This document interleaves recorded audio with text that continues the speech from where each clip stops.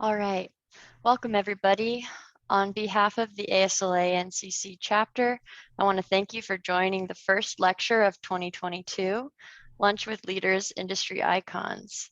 Today's guest is someone I know well and work with daily, Cathy Blake, University Landscape Architect, Director of Campus Planning and Design at Stanford University.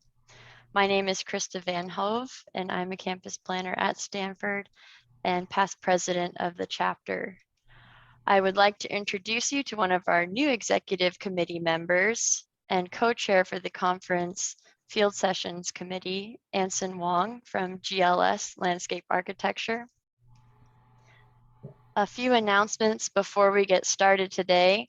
Our chapter is hosting the 2022 ASLA Conference for Landscape Architecture in San Francisco, November 11th through the 14th. The call for submissions for education and field sessions are due in only 20 days from now on February 22nd. So we would love to showcase local content at this year's conference, so please consider applying if you haven't already. We are also looking for a few more volunteers to help with the planning, so email or message us in the chat and we'll forward that to our co-chairs. We also released our call for entries on Monday for our awards season, and those entries are due February 25th with the awards presentation on April 25th. And also save the date for Sharks Night, March 18th for the Sharks versus Avalanche. And instead of an online lecture for our next session, we're going to be in person and hosting a Presidio Tunnel Tops tour. For those who attended Michael Boland's lecture last year, you might remember him teasing this project in collaboration with James Corner Field Operations. We're going to get a behind the scenes tour before the project opens to the public. So save the date for April 16th, and the registration will be going out soon and space will be limited. And lastly, if you missed any of our past lectures, you can find the recordings at aslancc.org. One housekeeping tip for today, please submit your questions in the chat for Q&A at the end, and feel free to have your cameras on during the presentation or especially during the end. So now I would like to introduce you to Cathy Blake. She is a fellow of ASLA, a LEED accredited professional, and a Harvard Graduate School of Design Alumni Council representative. She has been an active landscape architect for 40 years, the past 25 as the Stanford University landscape architect and director of campus planning. The white paper she wrote is the guiding philosophy for landscape within the university's central campus. She is responsible for bridging the campus's Frederick Law Olmsted and Thomas Church heritage with modern designers, environmental concerns, and significant circulation and infrastructure improvement. During her career with Stanford, the campus and infrastructure and landscape have received awards from ASLA, AIA, SCUP, and acknowledgements in all arenas, including Platinum Stars, Sustainability for Higher Education, and Platinum US Bike Friendly University. Cathy has also been on our chapter's executive committee and has been a chair of the campus planning PPN and is currently the director of AULA. She has traveled the world to share her knowledge about landscape architecture and campus planning. It is rare to meet someone as dedicated as her to advancing education for the profession of landscape architecture.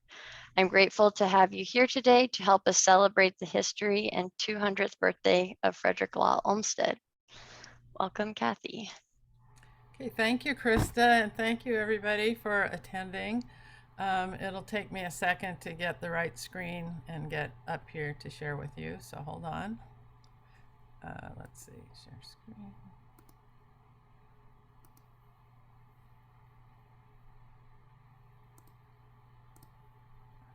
Okay, is that working for everyone?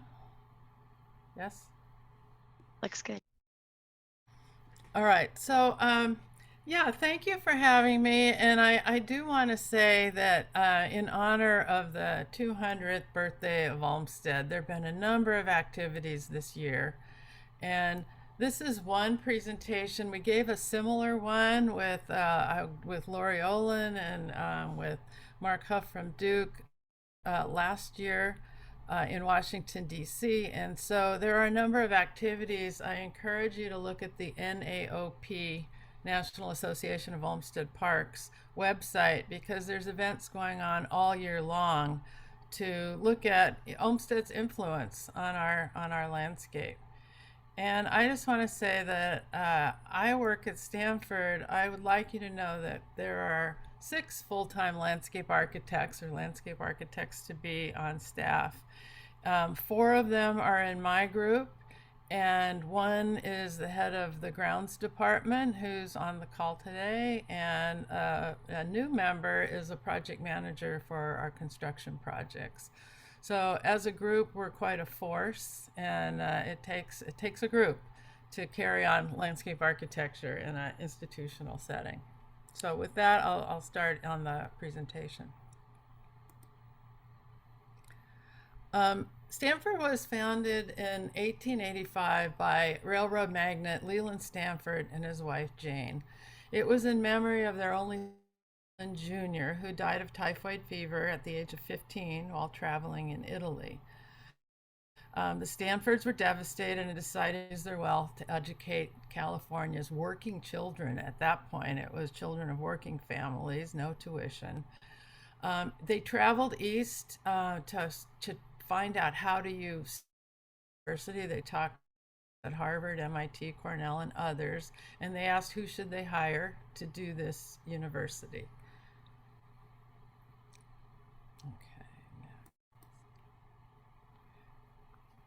Okay, so they engaged Frederick Law Olmsted to the campus, and they had a very contentious relationship, particularly Leland and Frederick Law Olmsted. But it resulted in a California mission-inspired cloistered quadrangle with buildings made of local sandstone designed by the heirs of H.H. Richardson, the Shetley, Rutland, and Coolidge firm. So Olmsted's first design put the university up in the foothills with winding romantic roads that went through the trees in the topography.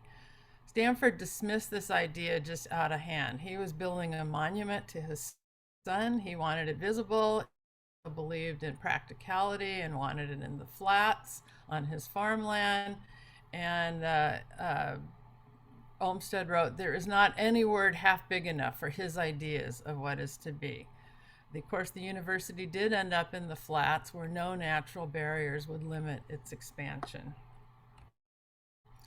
Olmsted kept trying. He designed the first idea of this quad based on California mission style with the arched entry viewing straight through to the foothills.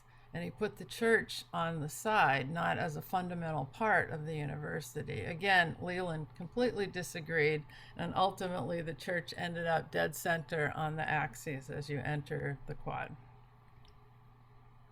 So this is the plan that finally emerged. This is the Olmsted's plan. It's their him or his firm.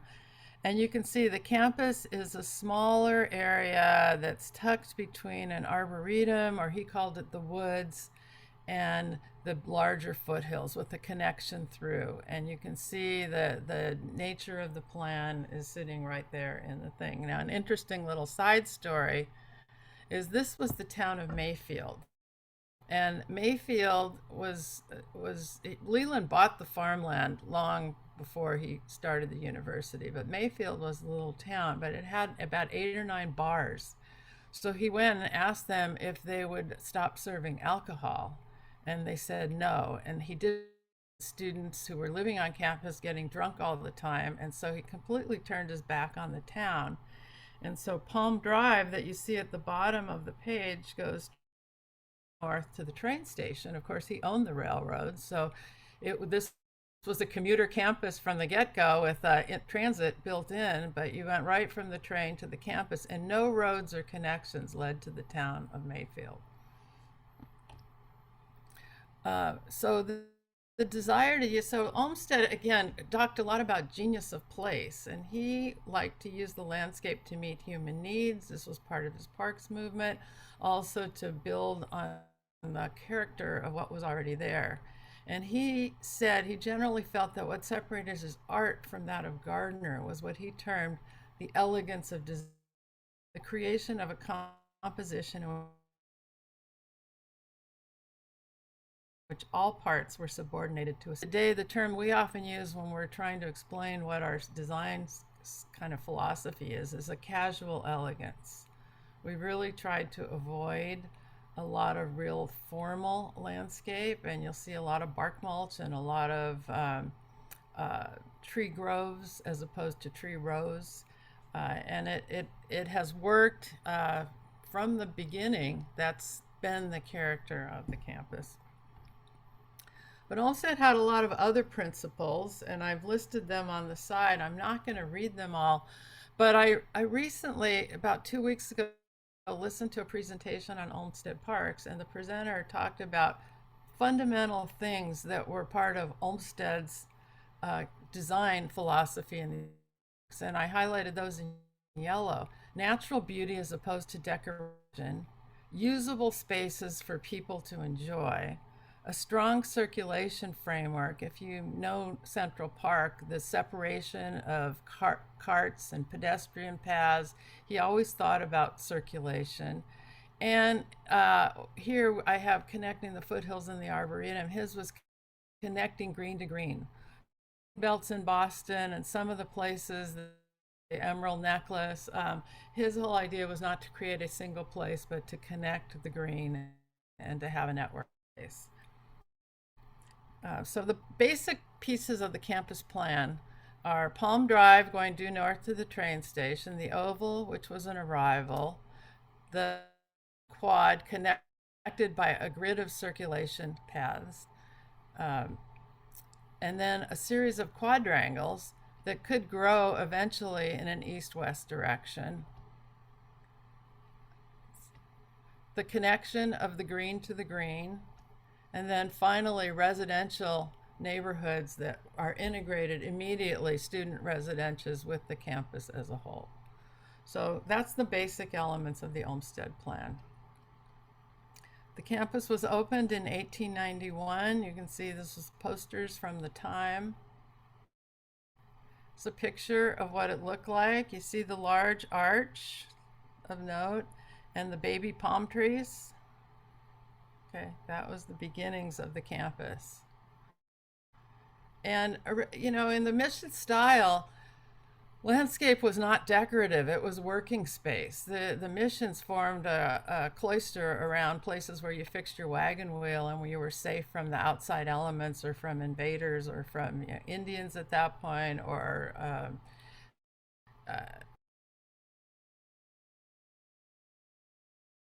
animals. And so they established these oases to give a little bit of green and to give some texture to the place, but most of the rest of it was simply dirt. And then the circulation was in outside corridors. But 1906, we know we had an earthquake, and there was a lot of damage done to the campus. And the arch in particular, which was the memorial to Leland Stanford Jr., fell down, and at that point the university decided not to re-erect the place. That place. Now, in intervening years, we've gone through various periods, what we call periods of design. So the earliest part was the farm landscape, which consisted of farm rows of some of the water bodies. It was fashionable for the ladies of the time to have exotic gardens because the rich could import them by train in other ways and import these exotic materials, but very natural looking landscape. Then we have the sandstone campus, which went all the way through until the earthquake, and that was what we just about. Following that was the era, this was more formal, more symmetric, a lot more symmetrical landscapes and formal courtyards. And it was era that the first beginnings of the Olmsted plan started to fall apart. So what you see is buildings now built right on the axes instead of in a way that you could grow quads. Other buildings do with the quad system that were in the east-west direction, but having nothing to do with creating a multiple series of quads. And then we move on to the early modern post-war landscape. A lot more concrete. This was work of Peter Walker, Lawrence Halpern, Garrett Ekbo, different kinds that responded to the more concrete and brutal types of architecture that we were building at that time. And also during this period, we had the influence of Thomas Church. And a lot of what he tried to do with the campus was to break up the grid and turn it into something a little more clear and to have a little more flow to it. And so you see more buildings blocking the axes. So it sort of tried to confine the quad and its regularity to one area and then look to sort of develop a lot more curvilinear, romantic landscapes in the campus. Finally, in the 1960s, we got to the postmodern period. This is more where landscape is treated as art, and people said we're not about decorating buildings, we're about landscapes. Again, Peter Walker, George Hargraves, SWA, some of those type of landscapes. And then today, we're in a period that I call district planning, and that's where rather than doing a building in a site, we do whole neighborhoods at a time. And so whether we do the same architect or multiple architects, the area, mini campuses within the campus are designed as a unit. So all the outdoor spaces are thought of as a part of the building development. Hey, Cathy. Yeah. The audio is coming through a little bit choppy, so I'm going to suggest turning off your video. Yeah, that's a good idea. I'll let you know if it gets better. All right. Thank now you. but I have to figure out how to turn it off. Yeah. Okay, let's hope that works. All right, let me know if it still doesn't. So the campus today is. Oh, and what are you doing? No.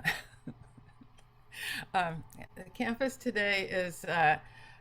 You can see it's the main quad is still the heart and the centerpiece. We have a lot of the older elements. As you can tell, Palm Drive has grown up, but the campus has grown much bigger than anybody imagined. You know, we've gotten much more area in here. And as you look down Palm Drive, the trees, those little baby palm trees have matured, but you see the church on dead center, and then on a clear day you see the foothills and the Dish, which has become a popular place for people to walk. So as we look to redevelopment, we have a variety of principles, and you can see these are, as we move into the next century, revitalizing the Olmsted Plan, linking academic programs and research, infusing arts and culture, crafting memorable places, sustaining healthy residential campus, stewarding historic resources, achieving a sustainable future, and promoting inclusion and diversity. And I think what's interesting is these are the university principles for our redevelopment. And right in there, one of the very first ones is revitalizing the Olmsted Plan. This isn't just a landscape architecture movement, it's the campus as a whole is behind keeping the Olmsted Plan. So revitalizing the Olmsted Plan, we already looked at what this was. However, by the mid-century, mid-19th century, a lot of it had fallen apart. Many of the axes were blocked, buildings had gone in the wrong places, and the whole idea of this central axis and growing was completely lost by about 1990. The Board of Trustees said to the planners at the time, what are we doing? Where are we going? What's our development? We don't really have a plan. What's the plan? So they went through an exercise, and ultimately this is the second century plan. And the main features of the second century plan is to reinforce the Olmsted plan at a loop road, because in the day Olmsted didn't have an automobile, so we needed to respond to automobile traffic. And then also, because the campus had grown so much and so fast, there's now more than one corridor of buildings, but the academic corridor has expanded. So those are basic principles. And as you look at it in real life, it looks like this. And we've basically about restoring, this is what's called Sarah Mall Stanford Way now, and it used to look cars parked on it. It's now a transit mall with no cars, mostly a Marguerite shuttle, which is a free shuttle to get transportation, and it's a bikeway. Likewise, the perpendicular connectors, this was LaSwain Mall, has been redone to a bikeway with hundreds of bicycle parking spaces integrated into the site. And also interesting, even in the, this is some of the early drawings of Olmsted had recognized that intersections were special places and what to do, how that intersections were places where many circulation elements came together. In our planning, we've been studying these, how one meets Campus Drive, how one meets the public face. And again, in real life, it looks like, so we've been looking at what kind of markers happen at the center at the Campus Drive. What do you do, this is at the Campus Drive, what do you do at the entrances to the campus? There's basically a buffer, and then within the loop, we're looking to try and really reduce to almost no automobile loop roads. So we've slowly been moving automobiles out, but also created busy intersections. And we studied our first roundabout. It was made us very nervous, but we worked with Michael Walwork, an expert out of Australia, to help us design the first one as an experiment. It was extremely successful, safer, handled traffic faster and better, and integrated bikes and cars. And after we did this one, the president of the university asked us, how fast can you do more? And over time, we've done 5 more, working with Scott Sebastian and BKF engineers. And now we're in the middle of designing the next one. Their accidents have gone down and traffic has moved better. And they hold the carbon footprint down quite a bit. There's quite a savings in carbon. The next phase is revitalizing the quad and the quad systems. So the main quad is still the heart of the campus, where a lot of activity, social protest, ceremony, it's more of the memorable piece of campus happens. But as you look through, the idea now is to expand the main quads into new quads in the east-west direction.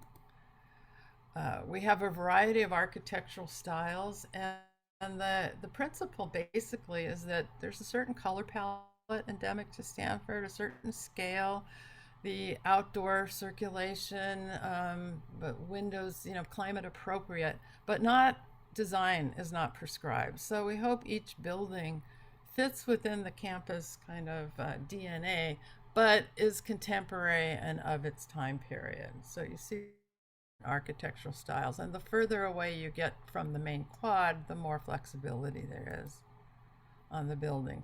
Likewise, the landscape's job is to reflect its time, but also to create places for people and memorable spaces and really maximize the outdoor use of our campus. We have this amazing climate in Palo Alto, and outdoor living is, if it doesn't happen here, I don't know where it should happen. And students really enjoy spending their time outdoors. So as we move on, to look at how to expand the quad. in the east-west, north-south, east-west direction. And the first one we're going to look at is the science and engineering quad. That was really the first one done after the second century plan. So as you look here, there's a linear accelerator that was blocking it. This was phase one of a science quad. There used to be a big piece of sculpture right over here. This is the linear accelerator that's there. And so it took a lot of redevelopment to recreate this quad. So you can see this is the area that we're talking about.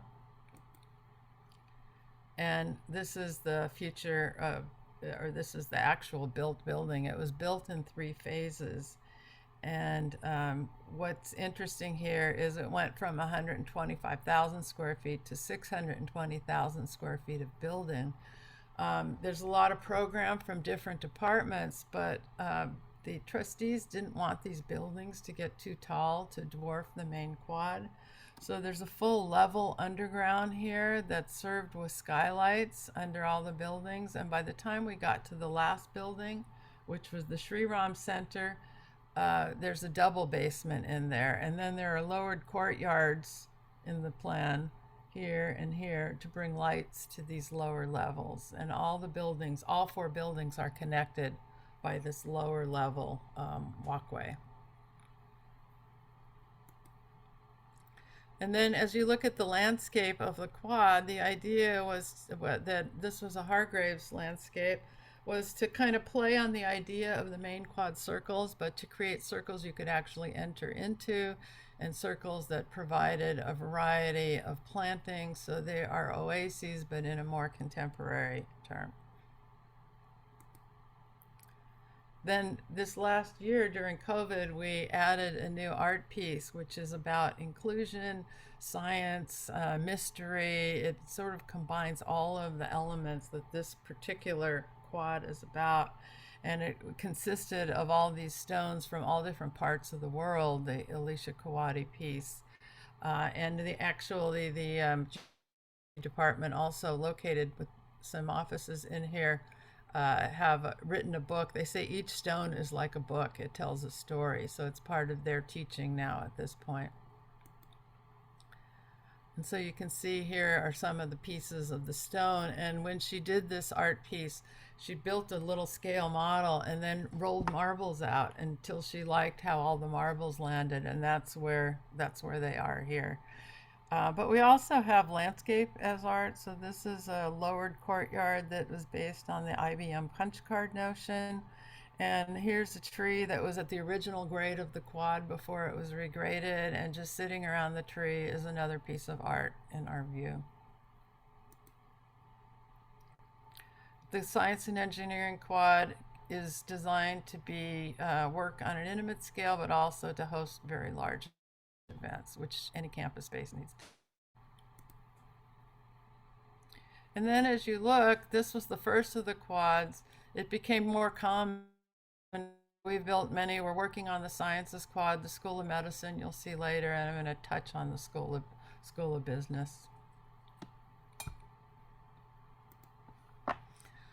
So this was the business school. It used to be 2 tilt-up offices were in there, surrounded by 800 automobile spaces.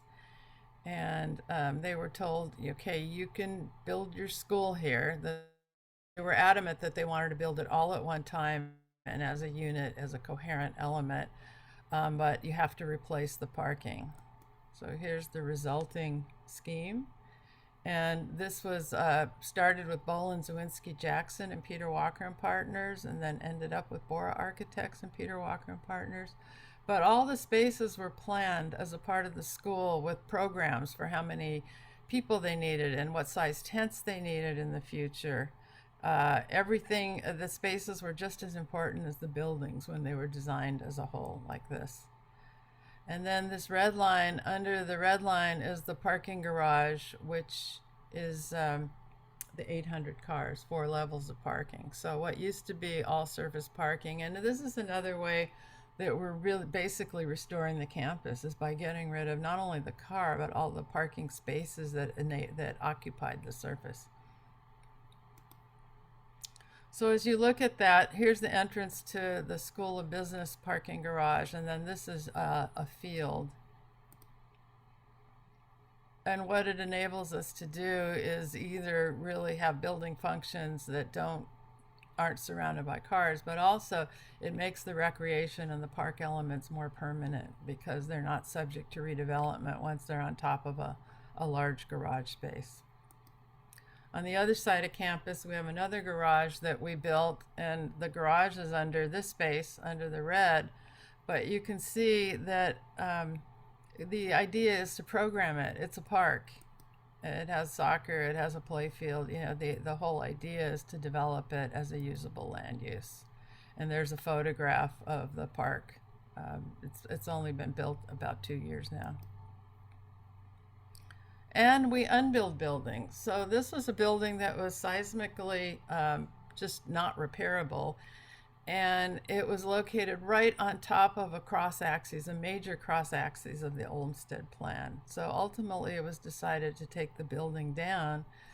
And we ended up recreating a landscape space that really became a wonderful open space. We thought it would be temporary. We're now told it's permanent because it has become so popular and so obviously needed. This was an open space intersection in the Olmsted plan, and right here we have the pathway that comes through this way, which recreates that axis. And then visually from the law school, you see across the axis to the Hoover Tower. Again, within moments of this being open, it became a popular venue for all kinds of activities. There have been performances in there. They've had a lot of different kind of emotional and restorative kinds of activities in there.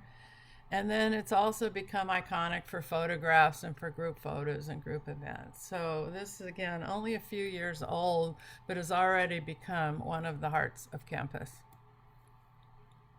And then we, as landscape architects, always remember that biophilic nature is just as important and really work hard to keep some spaces open and just unprogrammed and natural, and places that you can walk or go or get away. And students always say, when you ask them what their favorite places are, it's usually the ones where they can get away. Their favorite places are never have been the ones that have the most activity, at least so far. They haven't been that. Now, linking academic and research programs, Olmsted called this term communicativeness, and the idea was that he really believed that there was an enriching value in people mixing up. And so in the original main quad, all different disciplines were all surrounding the one space. In the new science quad, we have multiple types of engineering for that quad. So it's not one department, it's multiple departments. It's the earth science department, it's the computer department, it's the engineering department. But that's not really enough. So as we look from that quad, moving, connecting to other places is just equally as important. And that's what a lot of the axes of the Olmsted plan does, is it helps make connections. And so we had a challenge as we looked. There was a big desire to connect engineering to medicine and medicine to basic sciences. And in this mixing pot, they thought that's where creativity would happen. So this one little building in the circle here became the catalyst, a new building to be built that would be adjoining of all of these sciences. We had a problem, though, in that the main quad vocabulary of sandstone and tile was completely different than the school and the hospital vocabulary of the School of Medicine. When the hospital moved from San Francisco to Stanford about, I don't know, in the 1950s, they were way far away. There was no development connecting the two. So they did a very modernist Edward Durrell stone building that was a modernist interpretation of the quad. But as the campus grew, these two areas got closer and closer together, and there was a need to marry the two. So ultimately, the result, if you look at all this, these are School of Medicine buildings, was the Clark Center. And the Clark Center is this building here.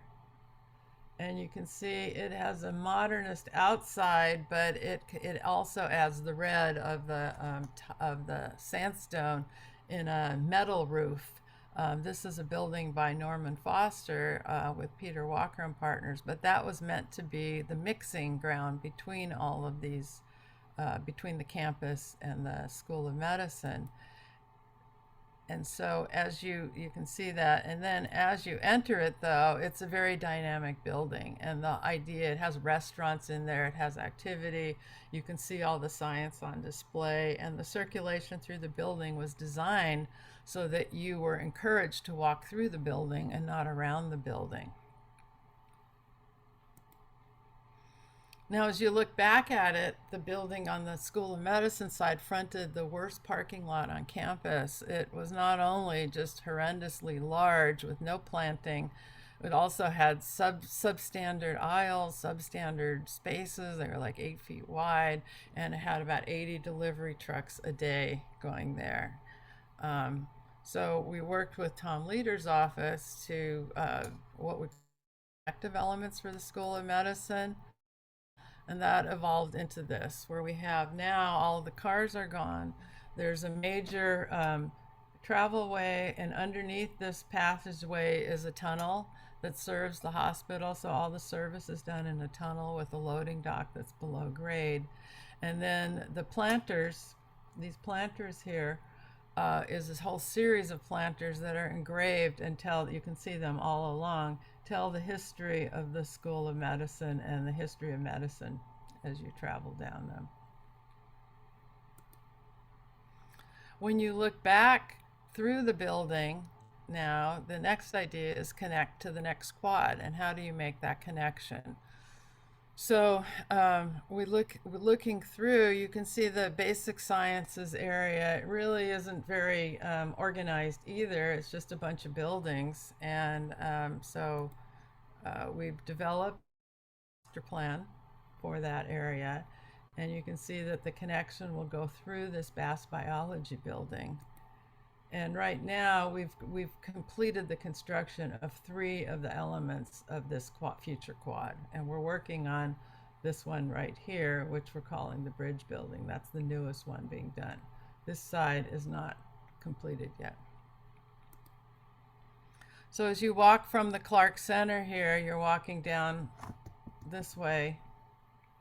You go through the building. There's this art piece that kind of changes with the light. And see different views of it. And then you get through the passageway, and on the other side is just rooms and trellises and different spaces, so that again you feel at home occupying a space within the quad. And it became particularly useful during COVID. We created kind of outdoor meeting rooms so that people didn't have to go in the building. Postering's another big function that happens in these areas. The restaurant is a freestanding restaurant in this case, and it's served by a below-grade parking lot and tunnel that goes under the road, and then all the service comes up from an elevator to this little restaurant here. And then finally, you'll see a little bit more about this later, but this was a building from the Jane Stanford era that had been mothballed since the Loma Prieta earthquake. And in restoring it, there was an addition of a big auditorium, and that auditorium sits underneath this plaza here because we didn't want anything going up and blocking the view of the facade of this great old building. So this is the old chemistry recreation. Okay, the next piece that we'll talk about briefly is sustaining residential life. That was a big part of the original plan. It's a big part of today's plan. And so it was always a residential campus, and so this was the first men's dorm. This is now an academic building. But over the years, we've built varieties of housing. And I think what's important to note, again, in keeping with what Olmsted always thought for the cities, is that you can't build housing without building parks and without building places for recreation.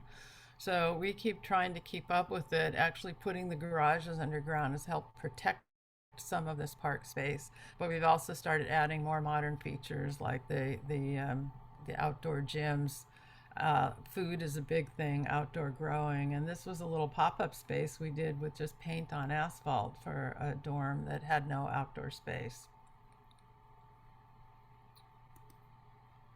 But there's a new movement afoot now, is to create neighborhoods, and these neighborhoods, each little neighborhood would be very complete with 700 beds and a resident fellow and all different age group, different class year types of housing. So you could make relationships and stay in one neighborhood through your 4 years without being just in a freshman dorm the whole time.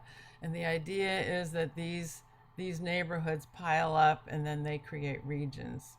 And so Stanford rolled this out last year, and this, as you can see, we basically started by color coding what we had and forming them into neighborhoods, and then began this color campaign so that everybody is assigned to a certain area with their color campaign. Now I'm hearing they want to establish a tree per neighborhood so that it becomes a theme tree for each of the plans. So more to come on that.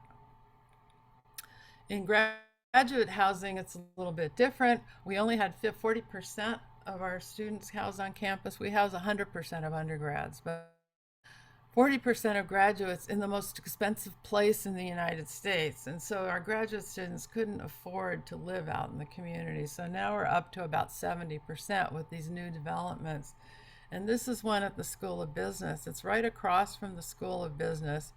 And by creating small areas, there's nice little quiet spaces for outdoor living, and their units, it's really luxurious landscape, but the units themselves are very small.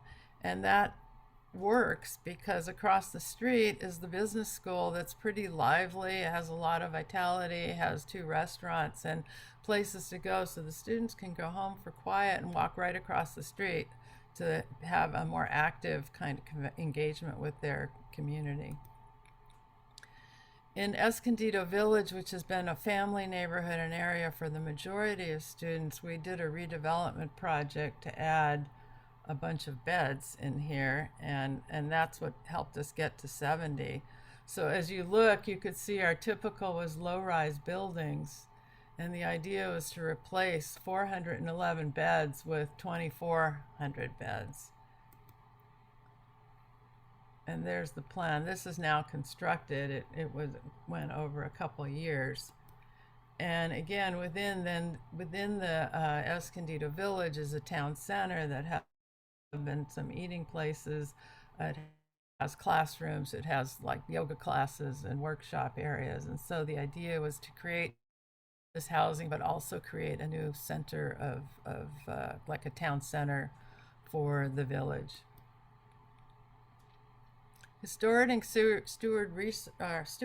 historic resources is always important on an older campus, and we just don't want to forget that as you go along with major redevelopment, there's always work to be done to restore the features and elements of the campus. And we work with the stonemason, we work with some firms that specialize in historic restoration, matching concrete colors, sand colors, to do, you know, and there have been over time with the earthquakes, the statues, and figuring out with research and historians and archaeologists how to recreate some of the things that changed, even to the paving and the urns. And so that's kind of an ongoing effort that goes through, but even beyond elements is whole buildings. So this was the old chemistry building that you saw right after the first earthquake, but then it was completely shuttered after the Loma Prieta earthquake. And that's been restored not only as a building, but we've integrated now ADA access to the building and things that weren't there in the original time.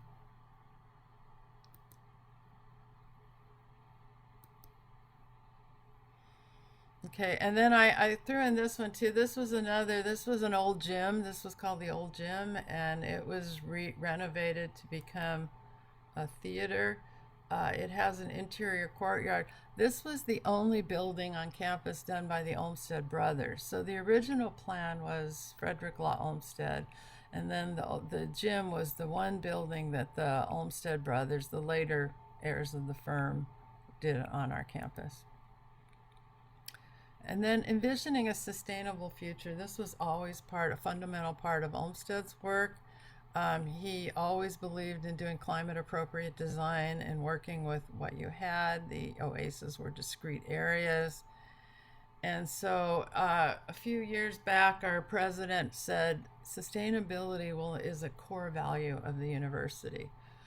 It's no longer a fad or a thing that you do in addition to, it's a core value. Everything we do is going to be focused on sustainability.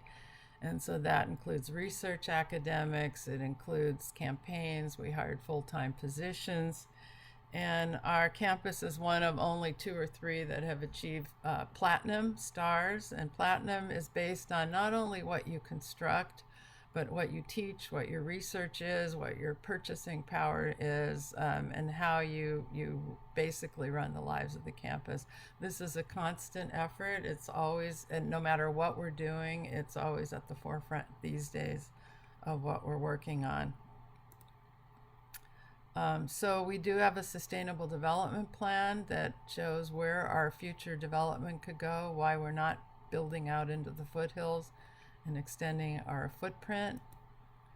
Our newest thing as of 2021 is we're going to have a new school of sustainability, and along with that, we're adding a sustainability theme house in one of the dorms, and it's located on the side of campus where we have other research facilities that are dedicated really to our sustainable practices.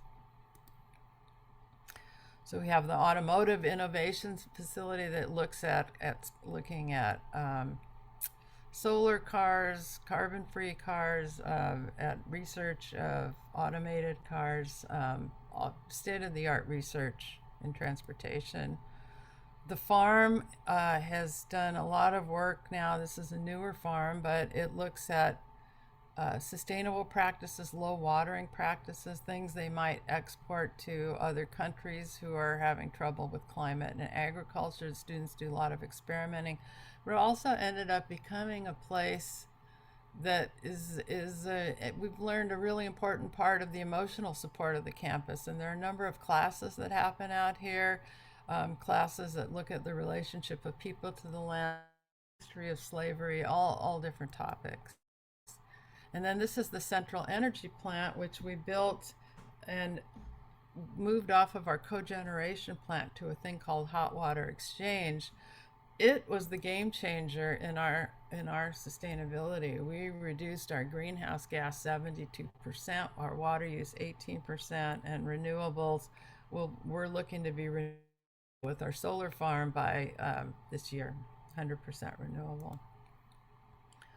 Our water has gone down. We have a cap on water. We use lake water as our major form of irrigation, so we don't use potable water. That enabled us to turn back our fountains, which, by the way, only use about 0.5% of all the water consumed on campus. And the latest move that we're doing is kind of dividing our watersheds in 3. And so as water flows through our campus, by the time it reaches the levels, we're pumping it back into the lake system. So we have virtually no runoff. Same thing, we're looking at health and diversity. We look at everything on our campus as a system, not as a building by building or project by project basis. And so we move large trees, we've planted experimental species, we've done little tree plantings of oaks in native areas to restore the oaks. But what we're looking to work with our county now is to stop counting trees ones at a time on a project basis, but look at canopy management and overall vegetation management as a system. And so we're still working on the logistics of that.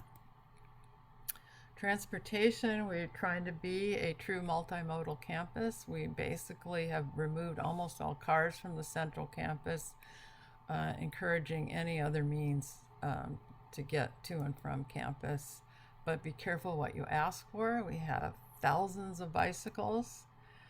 And so we developed a number of facilities for bikes. When we do bike parking, I always say it's a land use, not a piece of furniture. And we've built hundreds of compounds, but the compounds need to hold a lot of bicycles. It's not ones and twos or a single rack. And I really hate the idea when you have a gauntlet of bikes lining your entrance to buildings. So they're usually tucked away into areas that hold, like this is 250 bicycles in this area. And then we've developed in the last year and a half these bike circles. We tested them for a couple years before this, but they're on the same principle as the car roundabouts. But I think they've already, you can see that the students now are learning how to use roundabouts all over, but they're safer. And without that, we just had 100 bikes in one direction meeting 100 bikes in another at a very amorphous intersection all over campus. Those were all the intersections of the Olmsted axes. And finally, crafting memorable places. We're looking at incorporating art into the campus, incorporating special spaces. These are all those biophilic places where people go to get away. And in this meditation center, this is work by Andy Cochran, to create a whole building where you can just get away and think. Some of our individual buildings have also, this is like a home for scholars. It's a special institute built. But what I find is they've built to borrow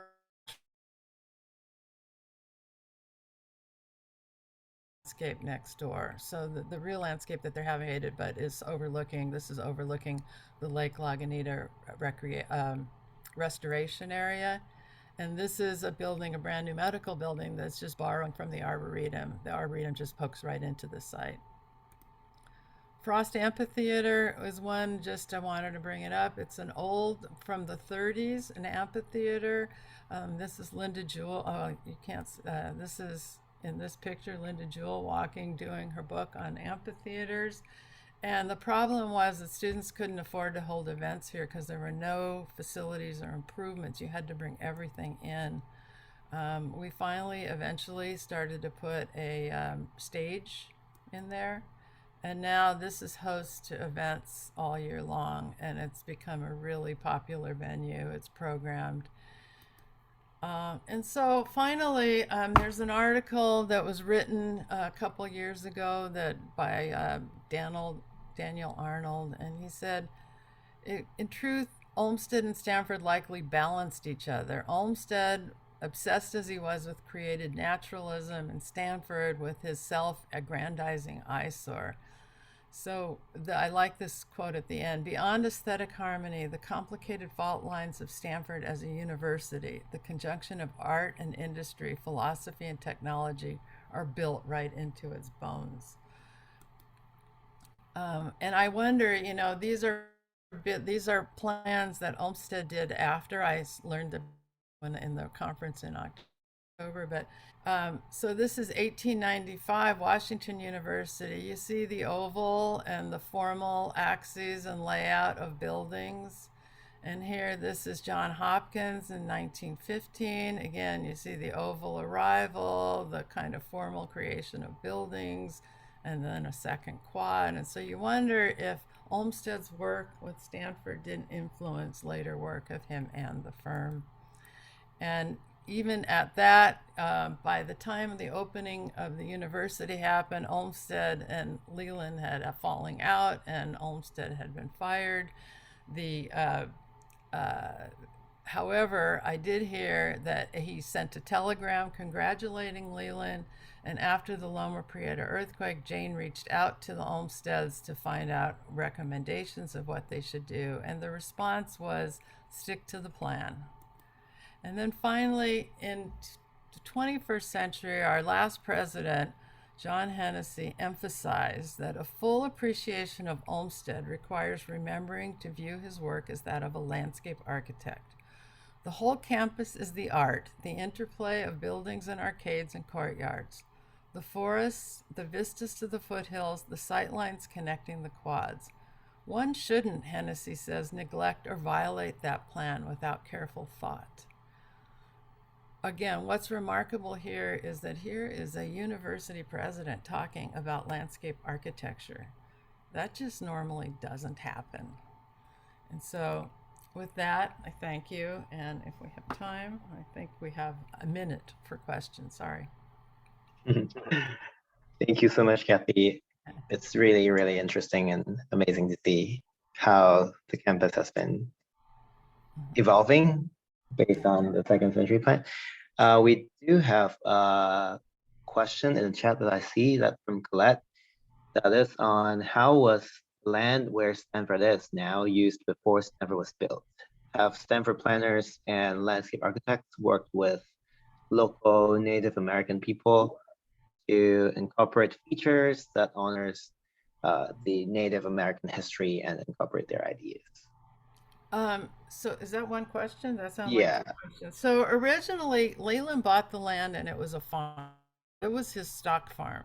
So by the time the university happened, we were working on his farm. There was probably a long history before that. We do have a strong relationship with the Muwekma Indian group, and we have a powwow every year. We've created a permanent powwow circle, and we're now talking with some of the groups in one of the theme houses to read more early native landscapes, Native American landscapes, and also by the Arboretum. I've been to an event where they actually acknowledge the Native American of the land before Stanford, and that's newer, but we've always had a strong Native American group on campus, the campus. Perfect. Is there any live questions? We can also open up the floor to any audience. If you want to raise your hand, we can let you speak up. And while waiting, I have a question as well. I think, looking at the second century plan, there's a lot of, basically, I would call it a tidying up and upgrading based on the needs for, modern campuses that's been done. But I'm really curious to know what is the biggest challenge in the process of getting the second century plan executed on campus. What's the biggest what? Challenge in terms of, challenge. Yeah. Well, money for one thing, but our relationship with the county is not great. So I think we think we're doing a very responsible job, but we're kind of thwarted at every turn. But in order to, first of all, we don't want to grow our footprint outside the physical boundary that we have for reasons that have nothing to do with, well, you don't want to sprawl, but also students and faculty and people have to get from one place to another. It doesn't really help us to grow horizontally endlessly. So the biggest problem is, in order to, you have to redevelop, but those people, everything's occupied. You have to put people somewhere. If there's no, you have to, it's a really delicate balance how you tear one building down, build a bigger building somewhere, put people in it, then you can tear the other one down. So in recreating a quad, it takes years because it has to be done in pieces. I showed you the one we're working on now, but you can't tear one little building, and it might just be a tilt-up building that's only 2 stories high, but all those people are supposed to move in the building you're working on, and so you can't do it all at once. So you have to have a long vision, and you have to have the staying power to hold to the long vision, because everybody who comes along wants to do something else or has, doesn't see that, and holding on to the vision. That's what our whole group does, is our whole office, architects and landscape architects, is to hold on to the big picture vision so that every time somebody wants to put something somewhere, you have a yes or a no and a reason for it.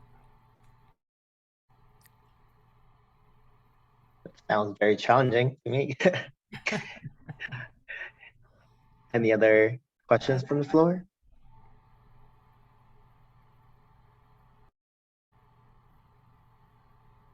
All right. All right. I think that pretty much wrapped up today's session. And thank you so much, Cathy, again, for showing us this inspiration on how the second century plan has been revitalizing the Olmsted plan. And thank you, everyone, for attending today's lecture. Thank you. Thank you all for coming. Thank you. Thank you.